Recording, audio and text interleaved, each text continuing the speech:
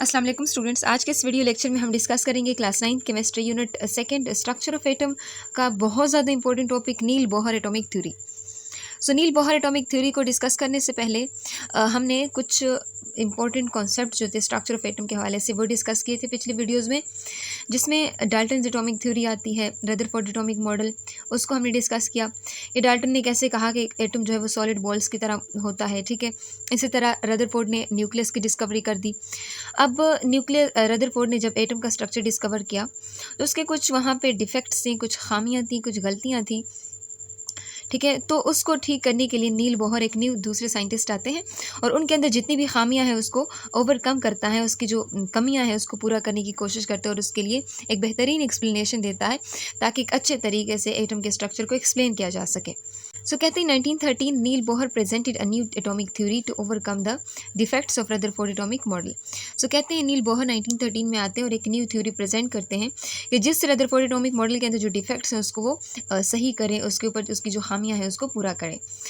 कहते हैं the Bohr considered hydrogen atom as a model.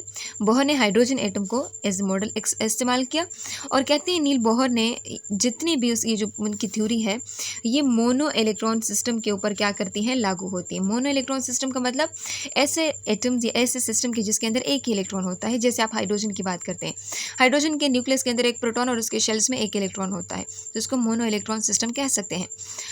इस कॉन्सेप्ट के लिए उन्होंने कुछ एजम्पशंस थी, कुछ की पॉइंट्स थी, वो हमें दी जिसके बेसिस के ऊपर इस एटॉमिक मॉडल को एक्सप्लेन किया गया था।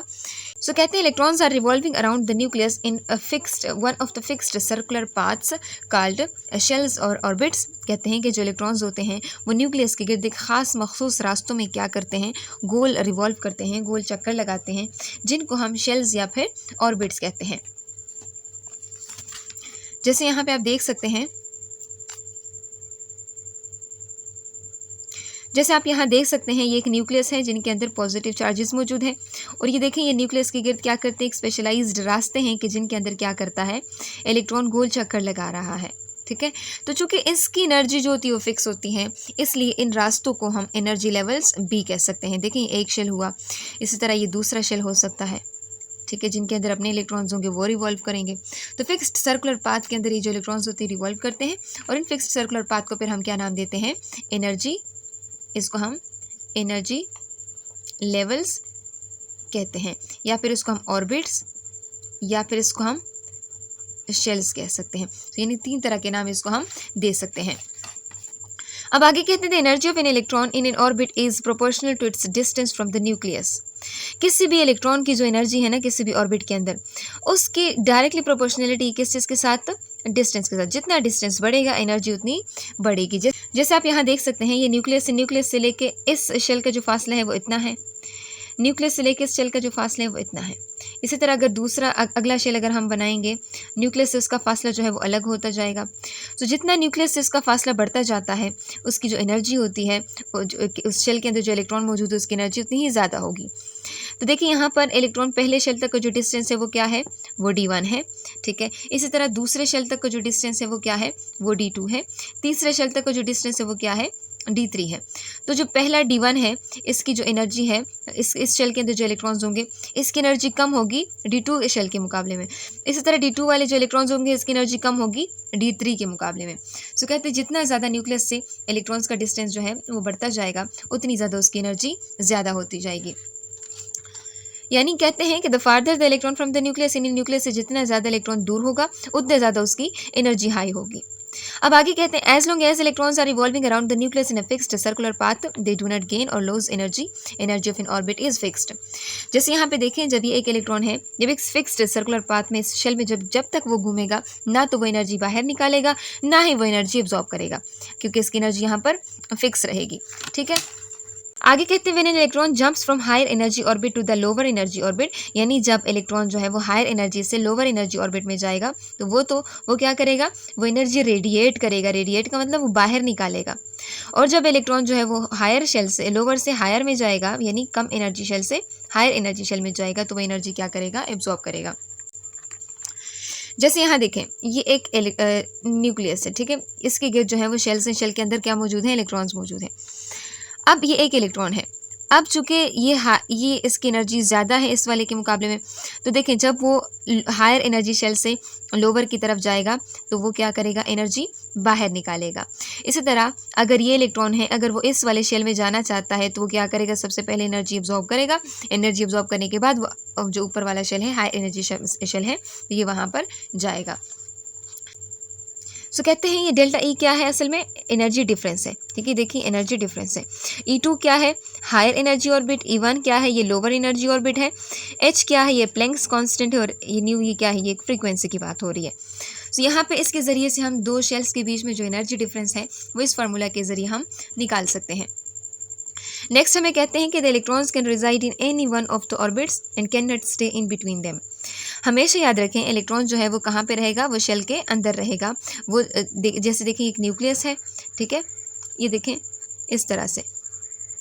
तो इसमें जो इलेक्ट्रॉन्स मौजूद है ना, ये देखें इस तरह से जो इलेक्ट्रॉन्स हैं वो इलेक्ट्रॉन शेल के ऊपर, शेल के अंदर रिवॉल्व करेंगे, दो शेल के दरमियान नहीं रह सकते। इसको आप यूँ समझ लीजिए जैसे एक आप सीढ़ी लेते हो, ठीक है, देखें इस तरह से सीढ़ी में आप ऊपर चढ़ते हैं। जब आप पाँव रखते हैं तो एक इस स्टेप के ऊपर पाँव रखते हैं, फिर उसके बाद इस स्टेप के ऊपर पाँव रखते हैं, फिर उसके बाद इस स्टेप के ऊपर पाँव रखते हैं। ऐसा नहीं हो सकता कि आप पाँव जो है वो यहाँ पे इन दो स्टेप्स के दरमियान रख लें। तो इसी तरह इलेक्ट्रॉन भी ऐसे ही होते हैं, वो शेल्स के अंदर होते हैं, दो शेल के दरमियान नहीं हो सकते। नेक्स्ट कहते हैं the angular momentum of an electron is an integral multiple of h/2π। सो सबसे पहले मोमेंटम को समझ लेते हैं। मोमेंटम क्या है, मोमेंटम असल में क्वांटिटी ऑफ मोशन है, कोई बॉडी जो है वो कितनी मोशन कर रहा है। सो मोमेंटम असल में पी से हम इसको रिप्रेजेंट करते हैं, P is equals to mv। एक मास है, वो किस वेलोसिटी के साथ मूव करे तो आपका क्या कहलाता है, मोमेंटम। अगर एक वो मास जो है वो लीनियर वे में, एक सीधे रास्ते में वो मूव कर रहा है। अगर ये मास जो है ये एक सर्कुलर पाथ में मूव कर रहा है तो उस वक्त उसके मोमेंटम को हम क्या कहेंगे, एंगुलर मोमेंटम कहेंगे। तो ये जो इलेक्ट्रॉन्स हैं इसका जो क्वांटिटी ऑफ मोशन है इसको आप कैसे कहाँ से कैलकुलेट कर सकते हैं, इसको आप n ये देखें h/2π के इंटीग्रल मल्टीपल के साथ जब उसको मल्टीप्लाई करोगे तो आपके पास किस चीज़ की वैल्यू आएगी, एंगुलर मोमेंटम की। यानी ये जो वैल्यूज़ हैं इसको आप किसी इंटीग्रल मल्टीपल मतलब इस इंटीजर किसी होल नंबर के साथ जब इसको आप मल्टीप्लाई करेंगे, होल नंबर के साथ जब आप इसको मल्टीप्लाई करेंगे इस नंबर को, तो आपके पास इस एंगुलर मोमेंटम की वैल्यू आएगी। तो असल में ये जो n है ना, ये देखें ये वो होल नंबर के बारे में आपको बताता है कि जो n है इसकी वैल्यू 1 भी हो सकती है, इसकी 2 भी हो सकती है, इसकी 3 भी हो सकती है, इसकी 4 भी हो सकती है। ठीक है, तो यहाँ पे जब इसको आप इसके साथ मल्टीप्लाई करोगे तो इसके बाद आपके पास एंगुलर मोमेंटम की वैल्यू आ जाएगी। तो आगे इसको एक्सप्लेन भी किया गया है। जैसे यहाँ पे आपसे कहा जाता है फार्मूला क्या था, mvr is equals to nh/2π, यही फार्मूला था ना। तो इसमें जो n है वो क्या है, नंबर ऑफ शेल्स की बात हो रही है। h क्या है, ये प्लैंक्स कांस्टेंट की बात हो रही है। 2π जो है वो तो कांस्टेंट वैल्यूज़ हैं। m क्या है, मास है। v क्या है, वेलोसिटी ऑफ एन इलेक्ट्रॉन है। r क्या है, रेडियस ऑफ द ऑर्बिट के जिसके अंदर इलेक्ट्रॉन क्या कर रहे हैं, रिवॉल्व कर रहा है। ये रेडियस असल में क्या है, जब एक सर्कल आप बनाते हो तो सेंटर से लेके उसकी बाउंड्री तक का जो डिस्टेंस है वो क्या कहलाता है, वो रेडियस कहलाता है। तो चूंकि इलेक्ट्रॉन भी एक सर्कुलर पाथ में रिवॉल्व कर रहे हैं तो इसलिए हम उसका रेडियस निकालते हैं। सो यहाँ पर आप लोगों को एक स्ट्रक्चर नजर आ रहा है। स्ट्रक्चर के अकॉर्डिंग यहाँ पे आप देख सकते हैं दरमियान में न्यूक्लियस है। यहाँ पे आप देख सकते हैं दरमियान में न्यूक्लियस है। न्यूक्लियस के गिर्द क्या आपको एक फिक्स्ड पाथ रास्ते आपको नजर आ रहे हैं जिसको हम एनर्जी लेवल्स या फिर शेल या फिर ऑर्बिट का नाम देते हैं। इन ऑर्बिट्स को ना स्पेसिफिक नाम दिए जाते हैं, जैसे इसको हम के कहते हैं, फिर एल कहते हैं, फिर एम कहते हैं। अगर इसको हम वैसे देखते हैं नंबर्स में तो देखें के लिए हम 1 की वैल्यू यूज़ करते हैं, एल के लिए हम 2 और इस तरह एम के लिए 3 की वैल्यू का इस्तेमाल करते हैं। सो इस तरह से आप सोन आगे जाते जाते हो। उसके बाद आपसे कहा जाता है कि ये बोहर एटॉमिक मॉडल के जो बेसिक एटम का स्ट्रक्चर था उन्होंने इस तरह से एक्सप्लेन किया था। आगे आपसे कहा जाता है कि the orbit is defined by Bohr.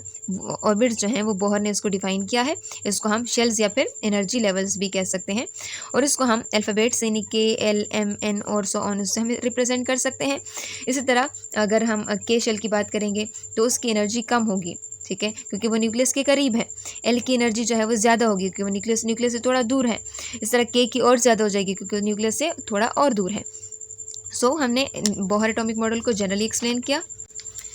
अब हम सिंपल इसको देखेंगे। बोहर ने क्या कहा था, मोनो इलेक्ट्रॉन सिस्टम के ऊपर, यानी हाइड्रोजन एटम के ऊपर इसके लिए अपना मॉडल पेश किया था। फिर उन्होंने कहा कि इलेक्ट्रॉन रिवॉल्व करते हैं न्यूक्लियस के गिर्द फिक्स्ड सर्कुलर पाथ में, जिसको हम क्या नाम देते हैं, एनर्जी लेवल्स। और जितना किसी भी इलेक्ट्रॉन की शेल के अंदर जो इलेक्ट्रॉन है जितना उसका न्यूक्लियस से फासला बढ़ता जाएगा उतना ज़्यादा उसकी एनर्जी ज़्यादा होती जाएगी।